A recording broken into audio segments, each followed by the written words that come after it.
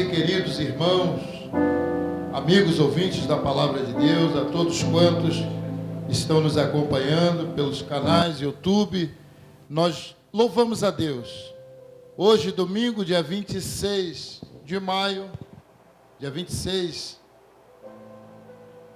de abril do ano de 2020, vamos dar início à nossa boa e tradicional escola bíblica dominical. Louvamos a Deus por esta oportunidade e nós vamos estar orando ao Senhor. Quero convidar nosso querido pastor Paulo Dutra, nosso segundo vice-presidente, para que esteja orando pelo início da escola bíblica dominical. E após a oração, nosso prezado irmão Michel estará solando o hino em adoração ao nosso Deus. Pastor Paulo Dutra. Querido Deus, Pai bendito, louvamos o teu santo nome por estar na tua casa. Nessa manhã maravilhosa, tem nos concedido, ó Deus, essa rica oportunidade de vir à tua casa para aprender a sua santa e gloriosa palavra. Querido Pai, agora, ó Deus, ao iniciar essa escola dominical, que nós possamos, Senhor, nessa manhã aprender a tua santa palavra. O teu servo que irá trazer a mesma para cada dia nós crescer em conhecimento, em graça. Abençoa, alcança nossos corações, possamos nos alimentar da mesma nessa manhã, neste dia maravilhoso que tu tem nos dado. Porquanto seja conosco, tudo que for realizado nesta manhã, neste dia, Senhor, que a tua bênção, a tua vida, a tua graça, possamos nos alegrar junto e entender e guardar a sua santa palavra em nossos corações. Por isso, nós te agradecemos em nome de Jesus. Amém.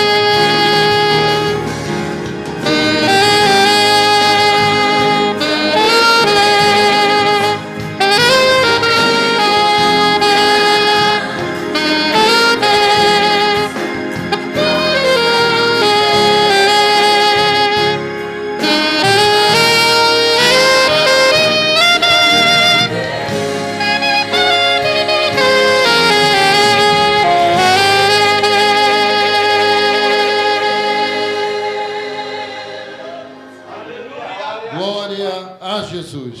Nós vamos agora fazer uma oração em favor da leitura e da exposição da palavra de Deus, que será trazida pelo nosso querido evangelista Genésio, nosso superintendente da Escola Bíblica Dominical. Pastor Cláudio, nosso terceiro vice-presidente, estará orando. Convidamos o irmão Genésio para que tome devido lugar. Eterno Deus, grande e poderoso, queremos, Senhor, te agradecer por esse momento que o Senhor tem nos proporcionado de estar na sua casa, Senhor, aprendendo um pouquinho mais da sua palavra, porque entendemos que sem ela, Senhor, nós se perderíamos. Mas a tua palavra é que nos consola, que nos ensina, nos edifica. Por isso nós te pedimos, Senhor, nesse momento, Senhor, tome o professor, o teu servo nas tuas mãos, seja canal de Deus para a bênção das nossas vidas. Receba a nossa gratidão e fale conosco, assim oramos, em nome de Jesus. A paz do Senhor para a igreja. Hoje nós estaremos estudando a lição de número 4, dia 26 de abril de 2020, a iluminação espiritual do crente. Este é o nosso assunto. Neste trimestre, nós estamos falando sobre a igreja eleita, redimida pelo sangue de Cristo e selada com o Espírito Santo da promessa. E nesta lição de número 4, o nosso texto áureo nos diz assim: para que Deus, de nosso Senhor Jesus Cristo, o Pai da glória, vos dê em seu conhecimento o espírito de sabedoria e de revelação. Efésios capítulo 1, versículo de número 17. A verdade prática nos diz assim: a vocação do crente inclui a herança de preciosas riquezas conferidas aos eleitos pela grandeza do poder de Deus. E a nossa leitura bíblica em classe encontra-se em Efésios, no capítulo 1, do versículo 15 até o versículo de número 23, que nos diz assim: pelo que, ouvindo eu também a fé que entre vós há no Senhor Jesus, e o vosso amor para com todos os santos, não cesso de dar graças a Deus por vós, lembrando-me de vós nas minhas orações, para que o Deus de nosso Senhor Jesus Cristo, o Pai da glória, vos dê em seu conhecimento o espírito de sabedoria e de revelação, tendo iluminados os olhos do vosso entendimento, para que saibais qual seja a esperança da vossa vocação e quais as riquezas da glória da sua herança nos santos, e qual a sobreexcelente grandeza do seu poder sobre nós, os que cremos, segundo a operação da força do seu poder, que manifestou em Cristo, ressuscitando-o dos mortos e pondo-o à sua direita nos céus, acima de todo principado e poder, e potestade, e domínio, e de todo nome que se nomeia, não só neste século, mas também no vindouro. E sujeitou todas as coisas a seus pés, e sobre todas as coisas o constituiu como cabeça da igreja. E para terminar, o versículo de número 23, que diz assim: que é o seu corpo, a plenitude daquele que cumpre tudo em todos. Louvado seja Deus. Podemos nos sentar, meus queridos irmãos. O nosso objetivo geral nos fala o seguinte: esclarecer a dimensão de nossa chamada, as riquezas da herança divina e a grandeza do poder de Deus. A nossa lição está dividida em 3 partes. E a primeira parte diz assim: destacar a vocação e as riquezas da glória inclusas na herança divina. A segunda parte, salientar a grandiosidade do poder divino que opera em favor dos crentes. E a terceira parte da nossa lição, a parte final, nos diz: expressar o exemplo de exaltação em Cristo Jesus. Quando você fala do Evangelho para alguém, existem duas situações. Quem é você que está falando e quem é a pessoa que está ouvindo. Você tem essa necessidade. O evangelizador, o evangelista, enfim, ele precisa saber com quem ele está falando, até para que ele possa fazer uma abordagem correta. E neste caso aqui, Paulo está falando aos Efésios. A gente sempre destaca a questão dos Efésios, por quê? Para que nós possamos saber o que é que Paulo está enfrentando, qual é a dificuldade dele, e daí também compreender a graça que foi, hoje nós sabemos, a chegada do Evangelho àquele lugar. O trabalho foi um sucesso, foi uma bênção, mas graças a essa consciência de Paulo, nós temos essa necessidade de saber dessas coisas. Eu quero começar falando para os irmãos, na nossa leitura diária, que nos diz o seguinte: as coisas espirituais são discernidas espiritualmente. Durante a semana, nós pensamos naquilo, nós meditamos naquilo que nos é ministrado, há uma série de questões. E esta parte aqui também é muito importante.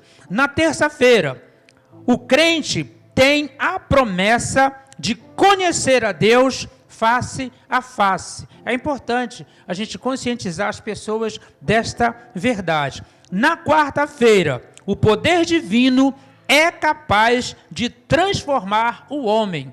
Nós vamos estar vendo isso aqui bastante a partir do momento que nós estejamos vendo aqui as características do pessoal de Éfeso.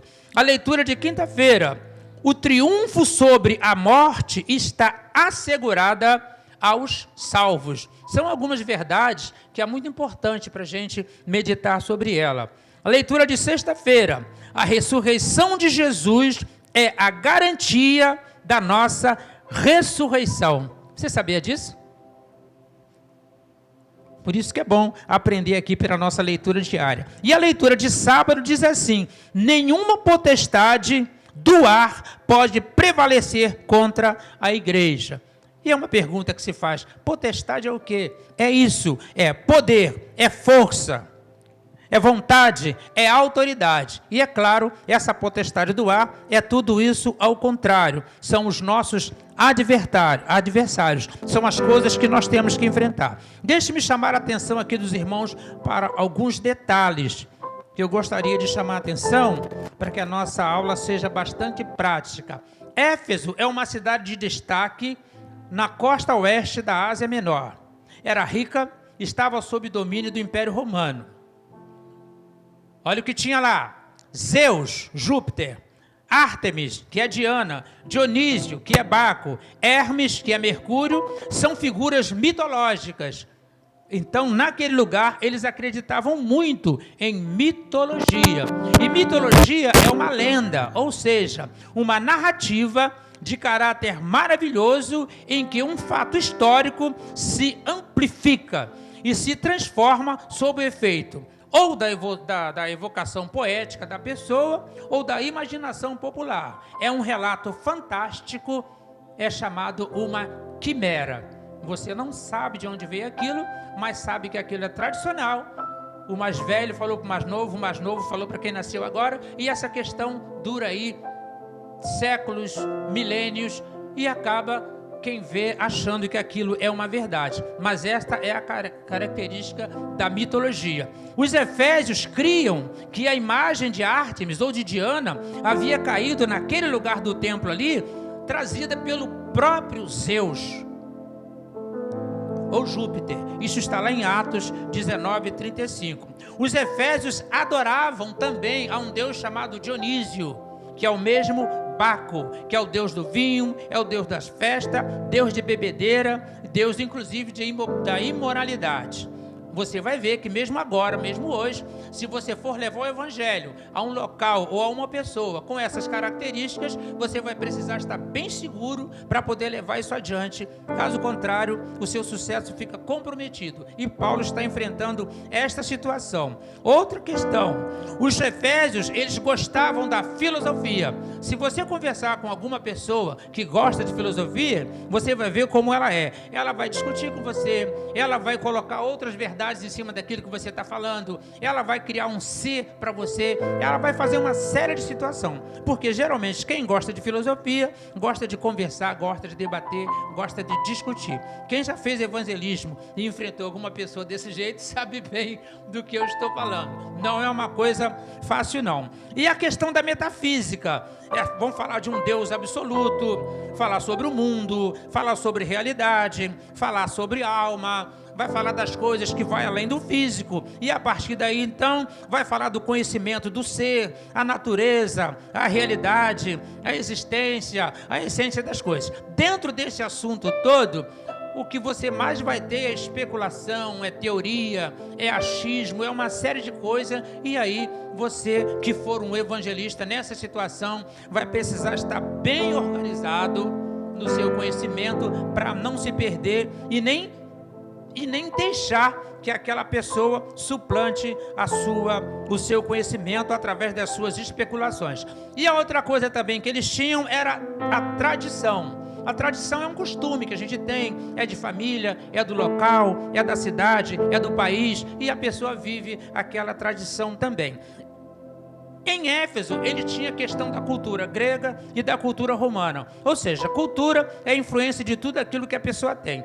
Desta forma, então, eles tinham várias situações, várias teorias, uma série de questões que não cabe aqui agora a gente entrar. Mas veja bem, eu quero abrir um parênteses aqui para relatar o seguinte. Certa vez, um homem estava com problemas físicos, era coxo. Paulo então, estava junto com Barnabé, orou por esse homem. E este homem ficou são.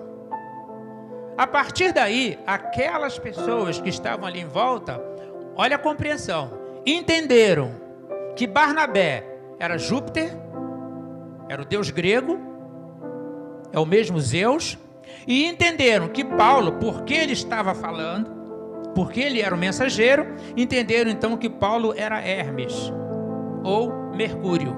Olha a compreensão. Foi necessário então que Paulo tomasse a palavra e explicasse àquelas pessoas que não era nada daquilo, que ele era o representante do Deus vivo. Ele fez questão de destacar. Está lá em Atos, no capítulo 14, versículo de 8 a 19. Tudo isso eu estou contando para ressaltar a leitura diária de quarta-feira. E a leitura diária de quarta-feira fala exatamente isso. O poder divino é capaz de transformar o homem.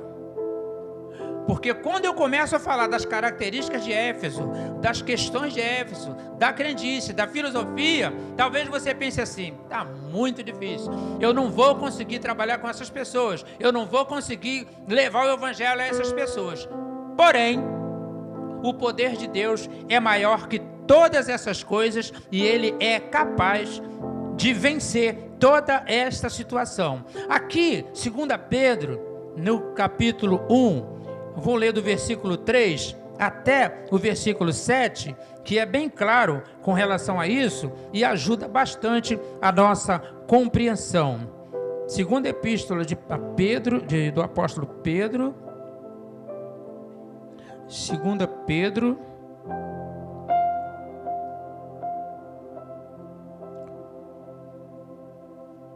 no capítulo 1, e o versículo de 3 a 7, que diz assim: visto como o seu divino poder nos tem dado tudo o que diz respeito à vida e à piedade, pelo pleno conhecimento daquele que nos chamou por sua própria glória e virtude, pelas quais ele nos tem dado as suas preciosas e grandíssimas promessas, para que por elas vos torneis participantes da natureza divina, havendo escapado da corrupção que pela concupiscência há no mundo.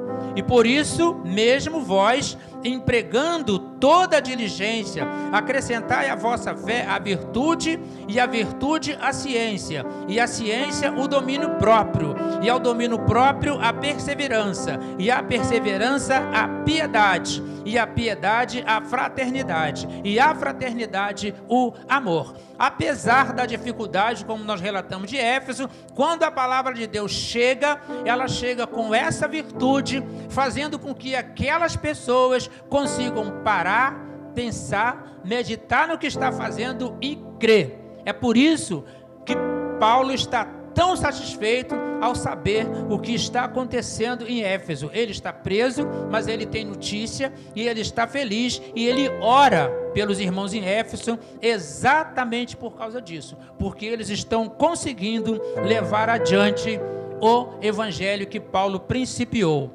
Aos Efésios é uma carta, é uma missiva, é uma epístola. O remetente é Paulo, que está preso, e o mensageiro, o entregador, é Tíquico, que é uma pessoa de confiança.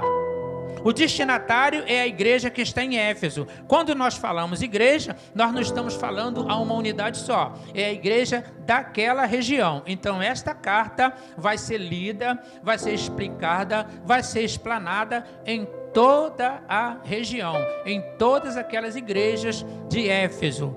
Por isso que é uma carta circular. Paulo conhecia muito bem as coisas de Éfeso, pois ele evangelizou ali 3 anos.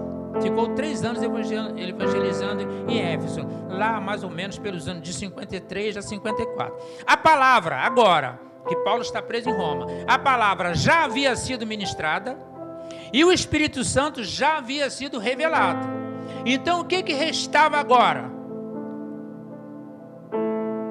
Agora restava ele manter. Você sabe que é muito fácil até, digamos, a pessoa entrar na igreja, aceitar a Cristo e até passar pelo batismo. Mas você vai ver que agora começa uma caminhada. E é esta caminhada que precisa de um cuidado tremendo.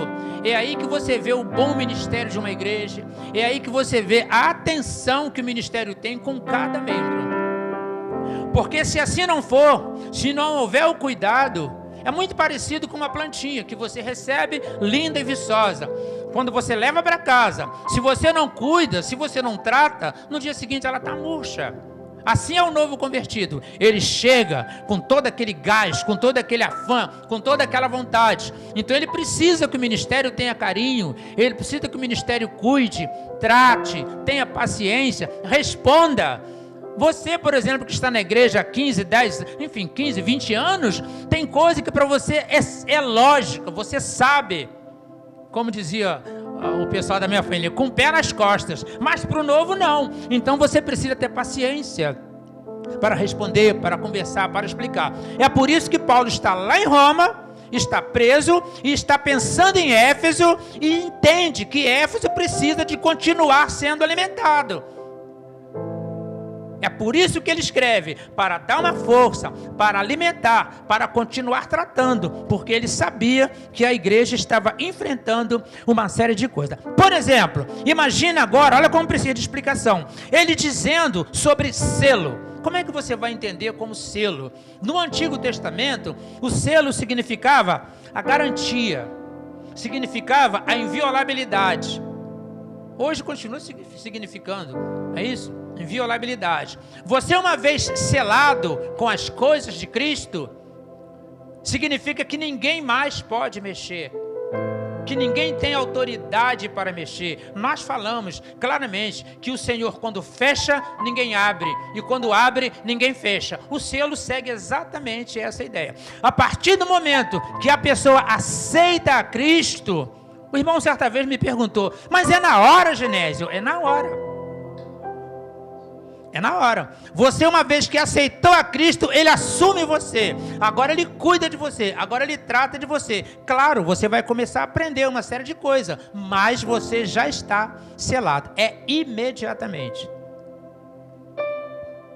Eu fui fazer uma cerimônia fúnebre, porque a moça tinha 1 semana que tinha aceitado a Cristo. E logo em seguida, o filho dela morreu. O enterro foi na Jaqueira. E ela ficou assim: como é que pode?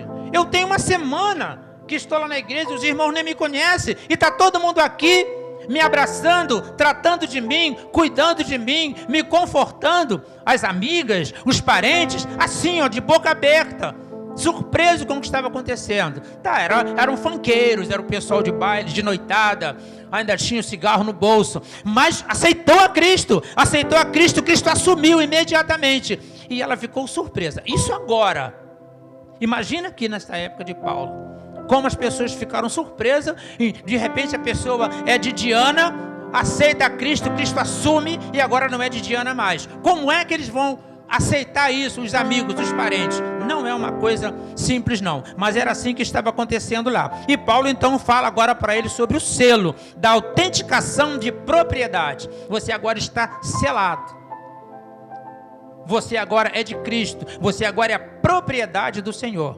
Imagina você falando para um adorador de Dionísio uma coisa dessa. Imagina você falando para um adepto lá de Zeus, de Hermes, de Apolo. Imagina, eles vão com certeza estranhar. Agora imagina você falando de penhor. Paulo está dizendo que o Espírito Santo de Deus é o penhor. Ou seja, como é que eu uso o penhor? Eu tenho uma dívida e eu vou no banco e coloco alguma coisa lá. Vamos pegar uma joia, por exemplo, e eu pego esse valor da joia, ou equivalente, e posso utilizar. Se naquela época correta eu não pagar o que devo, eu perco o objeto que coloquei lá. Assim que é. O Espírito Santo, você é o pecador, aceitou a Cristo, o Espírito Santo então vem e garante a sua salvação. Ele paga o preço por você. E a partir de agora você é propriedade do Senhor. Claro que você vai aprender, claro que você vai crescer na graça e no conhecimento, mas Paulo já está falando isso agora para essas pessoas que receberam o Evangelho há pouquíssimo tempo. Paulo chegou lá em 53 até 57, ele está aqui agora em 62, mais 5, 6 anos, pouquíssimo tempo. E ele está de longe falando agora, então não é fácil o que está acontecendo aqui. A igreja é muito nova. E Paulo está falando de redenção. Redenção é resgate, é salvação, é o ato de redimir. Se usa muito nessa questão. Uma pessoa está presa e para ser solta tem um preço X. Alguém vai lá e paga aquele resgate e aí a pessoa é liberta. Foi decretada para você uma prisão X, mas aquele assunto ali requer uma fiança de tanto. Você foi lá, pagou aquela fiança, você é solto. É esse resgate, essa questão de resgate. E o Senhor está dizendo para você que Ele pagou o preço. E porque Ele pagou o preço, você agora está livre. Livre de quê? Livre das amarras aqui, por exemplo. Vamos pegar o exemplo. Dionísio não é o deus da festa, né? Baco, deus da bagunça, do bacanal, de tudo mais. Agora você não faz mais essa coisa. Você pecava, agora você não peca mais. Antes você era um inútil, agora você é um útil. Antes você era escuro, agora você é a luz. Você era treva, agora você é a luz. Imagina aqui em Éfeso acontecendo isso. É esta mensagem que Paulo está trazendo. É isso que Paulo está fazendo. É estranho? Claro que é estranho. Precisa de explicação? Claro que precisa de explicação. E nós já percebemos que Paulo não estava aqui sozinho, tinha bastante gente aqui trabalhando com ele. Vai falar também de eleição. É uma escolha divina. Paulo agora está dizendo que mesmo no meio desse povo todo, com todas essas características ligadas à filosofia, à tradição, à mitologia, mesmo ali naquele meio, existem pessoas que o Senhor vai escolher. Existem pessoas que o Senhor vai tirar daquele lugar e trazer para Ele. Provavelmente nem aquela pessoa acreditaria naquela situação. É como o Senhor chegar e dizer para o jovem, varão valoroso, e ele se surpreender, porque era um varão valoroso. Nem ele sabia. E essa surpresa segue pela vida fora, não é isso? E aí então na eleição, na escolha divina, é para quê? É para representar alguma coisa. Você imagina agora, eu estou dizendo para um adorador de Dionísio, para um adorador de Zeus, que ele agora em Cristo Jesus, ele vai representar a igreja. Que Cristo é o cabeça e ele é o corpo. Agora, com certeza a pessoa vai ficar surpresa, mas vai ficar muito feliz por tamanha honra. Nós também falamos sobre predestinação. Pré significa antes, é uma determinação antecipada. Então, eu estou ainda no meio da luta, eu estou ainda batalhando, mas eu já tenho confiança na vitória. Eu sei que vou vencer. É como nós estamos dizendo agora, do jeito que nós estamos, a situação que nós estamos enfrentando. Estamos com problema? Sim. Falta leito? Sim. Falta tudo. Mas como é que o povo de Deus fala? Nós vamos passar. Nós vamos vencer. Nós vamos conseguir. Por que o povo de Deus fala isso no meio de uma pandemia? É a fé. É porque ele está predestinado a vencer. Tá, na luta eu posso me arranhar? Posso. Na luta eu posso sofrer alguma coisa? Sim. Mas no final das contas, eu vou vencer.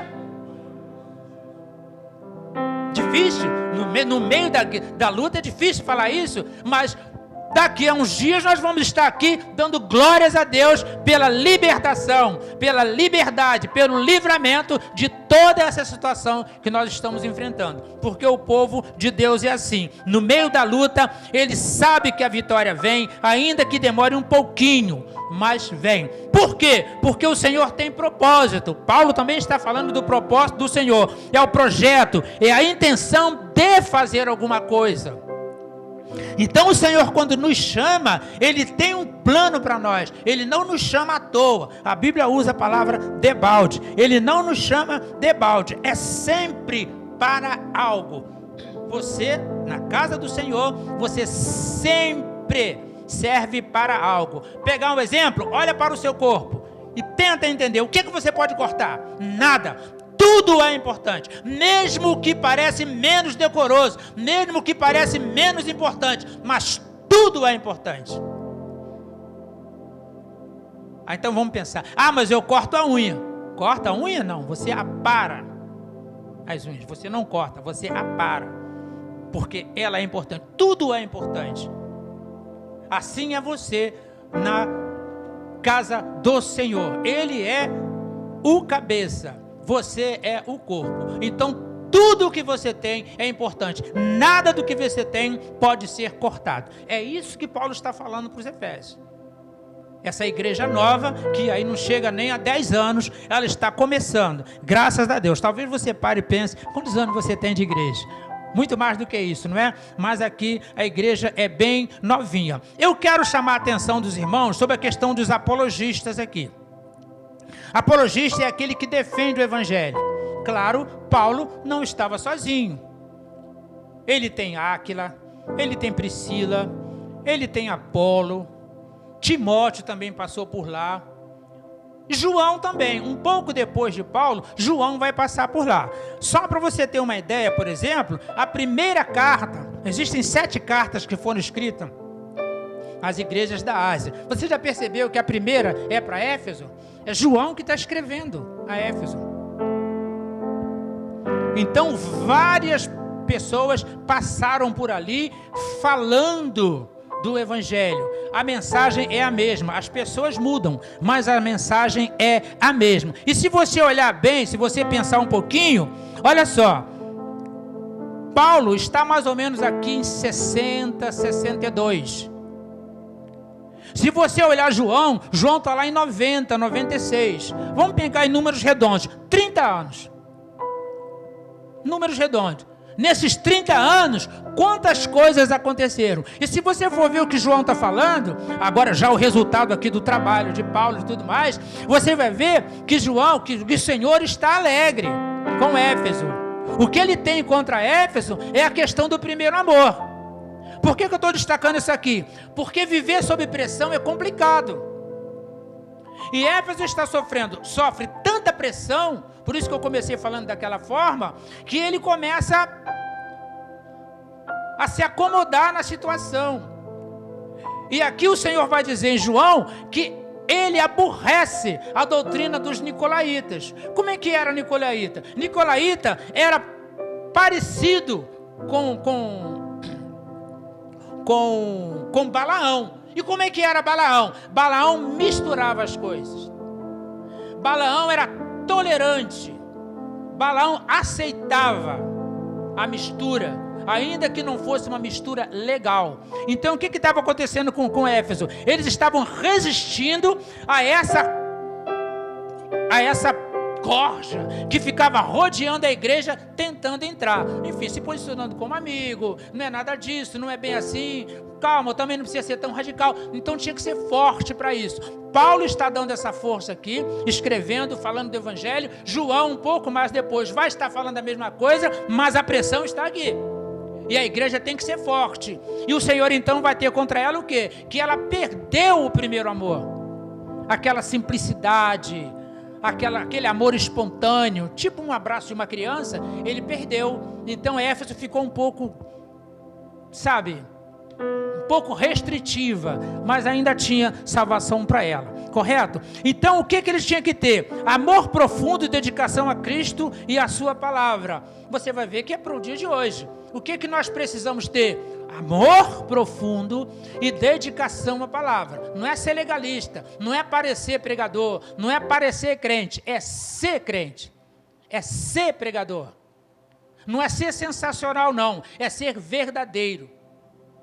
É isso que nós precisamos. E eles também precisavam disso. Não basta apenas conhecer as doutrinas. A Bíblia de Estudo Pentecostal faz esse comentário. Obedecer a alguns mandamentos. Você tem que obedecer a todos os mandamentos. Frequentar os cultos e não alguns cultos. É preciso ser sincero e é preciso uma conduta condizente, coerente e homogênea. É isso. Já agora, na lição de número 4, ele está falando da iluminação espiritual do crente. E a pergunta natural que você vai fazer: iluminação espiritual é o quê? Iluminação espiritual é o entendimento daquilo que está sendo ministrado para você. Até porque, se você ouve a mensagem, você pode ler trechos imensos, mas se você não entender a mensagem que está sendo passada, a pergunta é o seguinte: de que vai te servir aquilo? Como é que você vai usar aquilo? Se eu comparar a palavra de Deus a uma espada, e se você não souber usar uma espada, o que vai acontecer? Você vai se machucar com ela, você vai se cortar com ela. Então você precisa manejar bem a palavra, e esse é o esclarecimento. Teologicamente, iluminação é revelação espiritual. Como é que é uma revelação? Quem viu o retrato antigamente sabe disso, né? Você, aos poucos, você botava na água e começava a aparecer a imagem. Você tirava foto, você não sabia nada. Depois a imagem começava a ser revelada. A partir do momento que a revelação vai acontecendo, você começa a ver com mais nitidez. Dali a pouco você está conhecendo a pessoa da foto. A revelação é isso. Na palavra é exatamente assim. Você vai ler. Você pode no primeiro momento não entender, mas aos poucos ela vai sendo revelada e você vai compreendendo. Muito parecido com aquele superintendente. Filipe chega e pergunta para ele: você entende o que lê? Claro que ele não entendia. E ele fala: como é que eu vou entender se ninguém me explicar? É necessário que alguém explique. Por isso que é necessário que Paulo, de lá da cadeia, escreva para Éfeso lá. Por isso que é necessário que na sua igreja, o superintendente de escola dominical, o professor de escola dominical, o seu pastor, o seu ministério, esteja falando para você do evangelho. Aí você vai dizer: mas eu já ouvi essa mensagem diversas vezes. Mas saber nunca é demais. Então ouça de novo. Com certeza você vai perceber alguma coisa nova que muitas das vezes durante anos você não percebeu. E é assim que as coisas acontecem. Pregador, acontece muito isso. Ele prega sobre uma passagem, daqui a pouco ele vai pregar de novo e saem outras coisas que ele nem imaginou. Como é que eu não vi isso antes? É assim, aos poucos vai sendo revelado. É desse jeito. E Éfeso está passando por isso. Por isso que eu quero comentar que Éfeso não tem nem 10 anos ainda. É uma igreja nova. Ela está começando a receber. E Paulo agora está falando sobre isso. Como é que Paulo vai falar de iluminação lá? Eles vão entender alguma coisa? Não vão entender nada. Alguém precisa explicar. Como é que ele vai entender se ninguém explicar? Então Apolo está lá explicando, Timóteo está lá explicando, o próprio Paulo está lá explicando, Priscila, Áquila e vários outros obreiros estão lá explicando, porque é necessário que se explique, assim como é necessário que se fale aqui agora na nossa igreja também sobre isso. É preciso que haja os apologistas, os defensores da palavra do Senhor. Não é isso? Então iluminação é entendimento profundo da mente divina, dos propósitos de todas as coisas do Senhor. O Senhor fala: bem sei o pensamento que tenho sobre vós. E aí ele explica: pensamento de paz.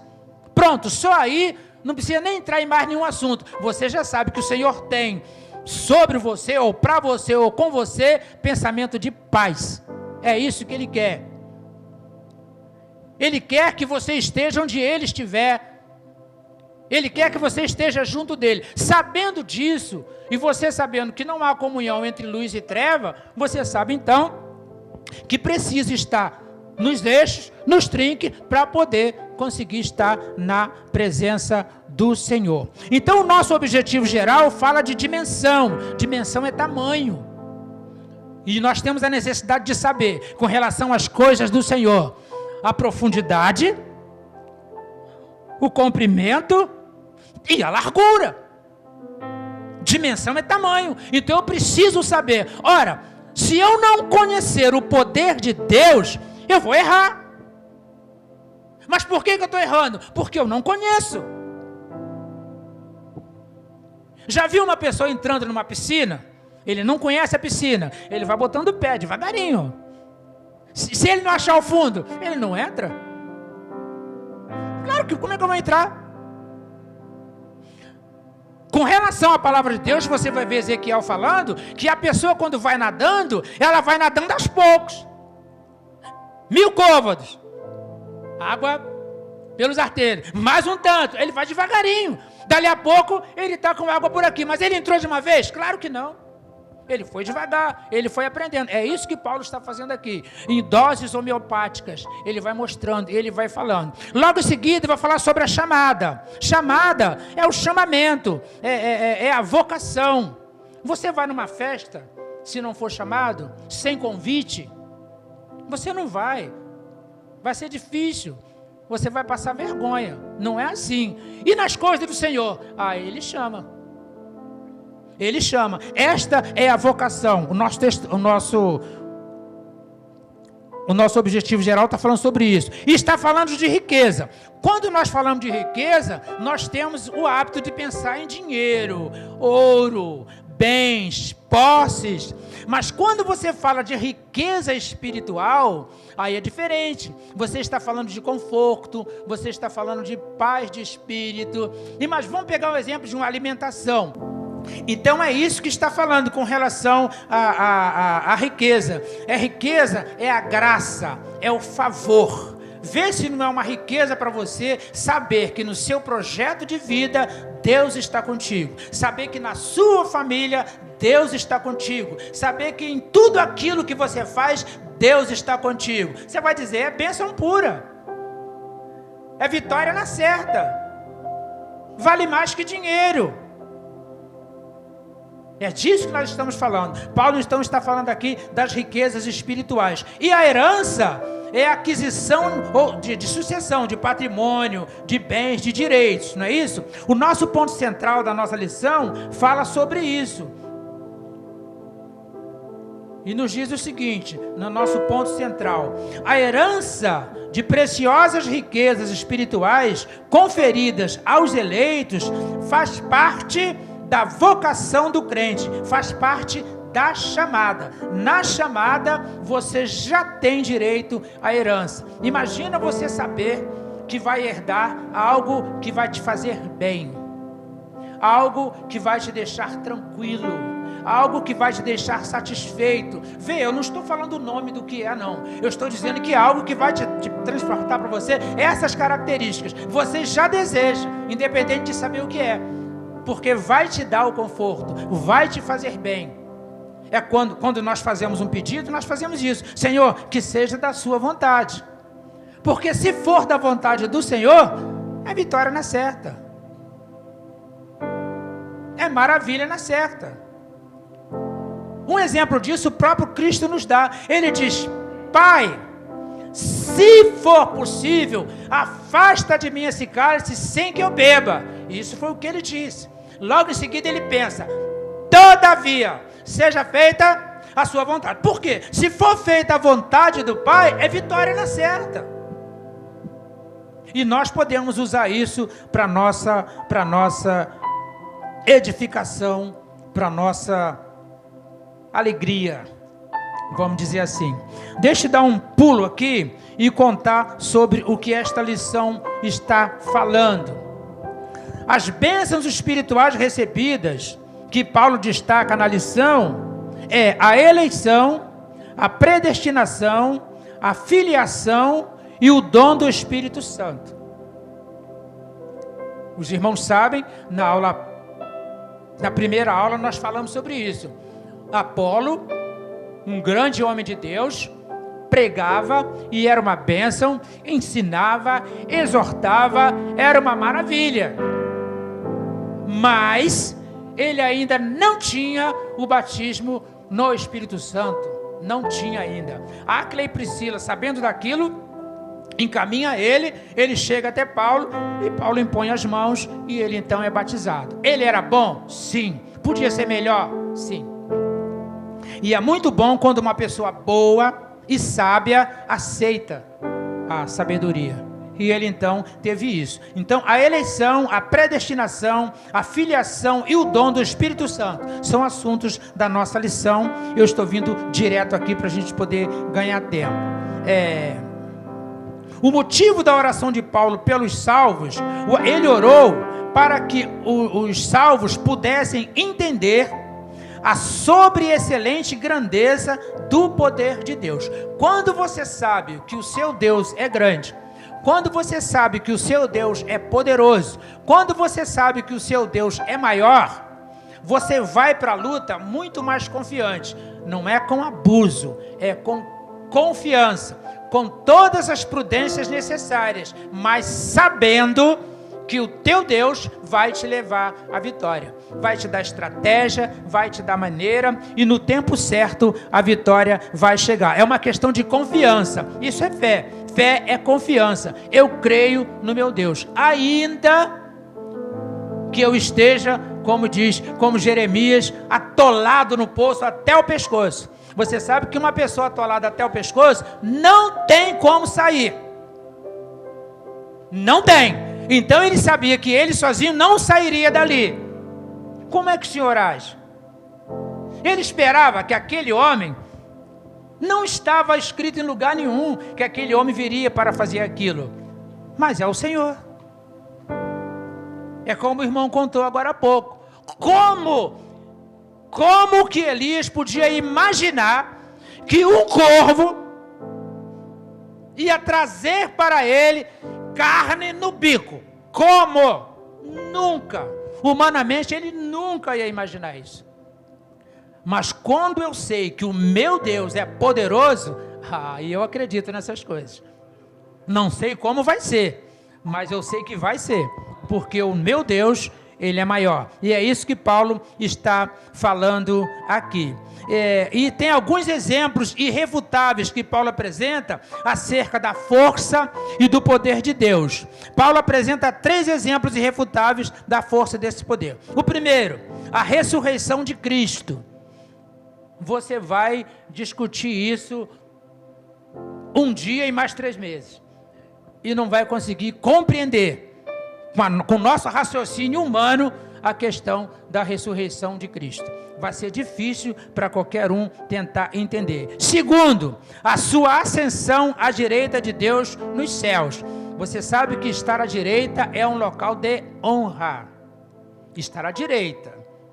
E estar nos céus, mais honra ainda. Então Jesus Cristo une essas 2 situações. E a terceira situação é sua elevação acima de todo o domínio. Se fala da potestade do ar, então a potestade está aqui. Mas e o domínio do Senhor? Está acima. E está acima de todas as coisas. É o assunto da nossa revista. Eu vim direto para que a gente possa ganhar tempo. Segunda lição, o Novo Testamento descreve a ressurreição de Cristo como obra do poder de Deus. Há uma pergunta sempre que se faz: de onde vem o poder de Cristo? Vem de Deus. De onde flui o poder? Do trono da graça. É de lá que flui todo o poder. E existe aqui também, a nossa lição fala sobre um duplo benefício, sobre o triunfo de Cristo. E esse benefício que traz para a igreja é, primeiro, que Deus fez Cristo o cabeça da igreja. Repara, não é a cabeça, é o cabeça. Artigo definido. E o segundo, que Deus designou a igreja para ser a expressão plena de Cristo. Se nós conseguirmos entender estas questões, nós já vamos estar felizes da vida, nós vamos estar confiantes no nosso Deus, certo de que Ele é por nós, e o que Ele nos cobra? Nos cobra obediência, nos cobra sinceridade, nos cobra postura de crente, nos cobra dignidade. Isso não é uma coisa tão difícil assim. Tudo que nós precisamos ser é isso. E mais, Ele nos ensina como ser.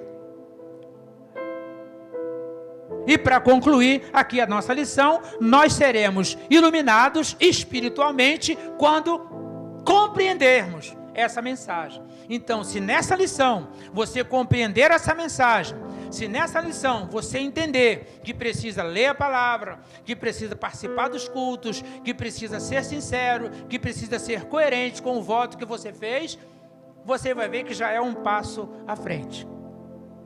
Louvado seja Deus. E que Deus continue falando aos nossos corações e nos mostrando a cada dia como ser filho, como cuidar da nossa conduta no nosso dia a dia, na nossa casa, no nosso trabalho, onde quer que nós estejamos. Que nós possamos estar atentos a essa palavra e compreender que Deus é conosco. Amém.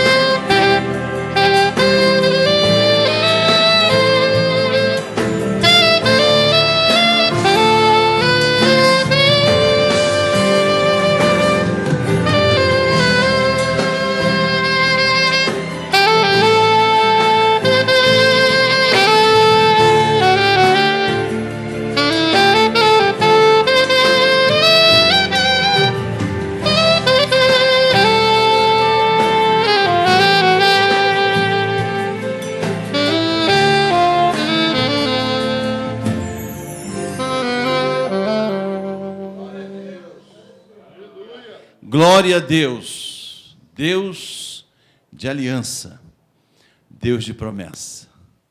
Mas é o Deus que faz aliança, mas que exige o conserto. Queridos irmãos, estamos agradecidos ao Senhor por esta manhã de bênção. Deus abençoe o nosso evangelista Genésio por essa palavra tão enriquecedora. A escola bíblica dominical, ela forma verdadeiros crentes. É a melhor escola teológica do mundo, é a escola bíblica dominical. Deus abençoe a você que participou conosco desse trabalho. Eu já te convido para às 18h30 estarmos mais uma vez sintonizados para louvarmos e bendizermos ao Senhor no culto de louvor e de adoração. Deus abençoe o nosso querido Michel, que hoje esteve adorando ao Senhor conosco. Nós estaremos agora orando pelo encerramento deste trabalho, orando sempre pelas nossas autoridades, orando pelos médicos, enfermeiros, por todos da classe da saúde, orando também por aqueles que estão doentes e que precisam de uma bênção de cura. Orando sempre, pedindo a Deus que por sua infinita bondade e misericórdia, Ele venha aplacar este mal e trazer paz novamente à humanidade. Eu te convido a orar, Pastor Cláudio, orando ao Senhor pelo encerramento de todo o trabalho, agradecendo a Deus por esta manhã de bênção. Pastor Paulo Dutra, nos despedindo com a bênção apostólica. Eterno Deus, grande e poderoso, queremos te louvar e te agradecer pelo aprendizado, Senhor, nesta manhã. Senhor, por tudo que o Senhor tem, Senhor, trazido às nossas mentes, esclarecimento para crescermos em graça e em conhecimento.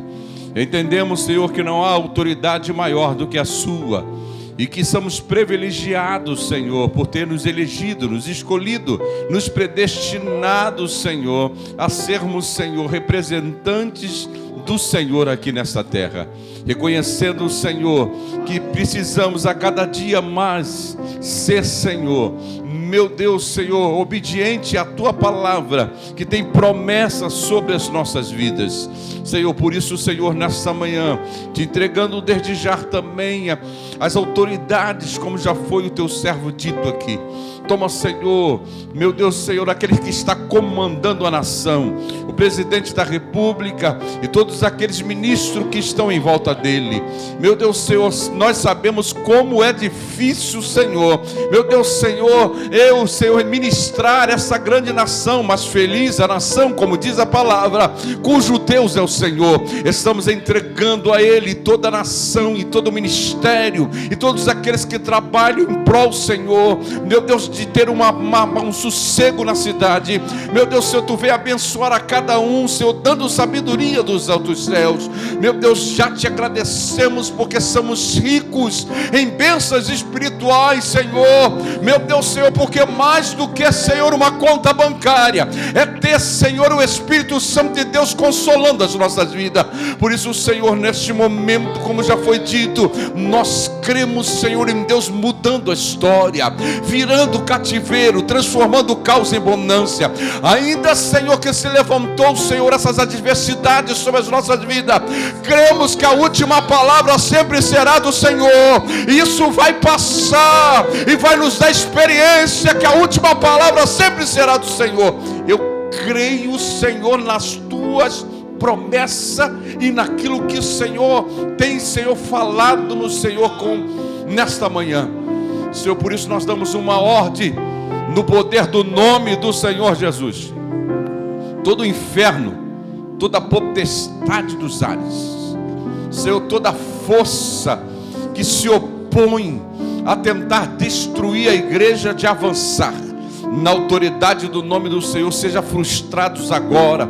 Todos os planos do inferno, porque queira Satanás ou deixa de querer, a igreja ela será sempre vitoriosa em nome de Jesus o Nazareno. É nessa fé, e nós cremos, como vamos dizer, dias melhores virão. Nós cremos, Senhor, por isso oramos e entregamos na tua mão, descansando, porque cremos, Senhor, em nome de Jesus. Amém. E que o amor de Deus e a graça do nosso Salvador Jesus Cristo seja com todos, que aguarda a sua vinda, não só hoje, mas para todo sempre. Amém. Terminada a nossa escola dominical, Deus abençoe a todos, a paz do Senhor para todos os irmãos. Amém. Acalma minha alma, aquieta aí. O Pai tá cuidando de tudo pra ti. Descansa nos braços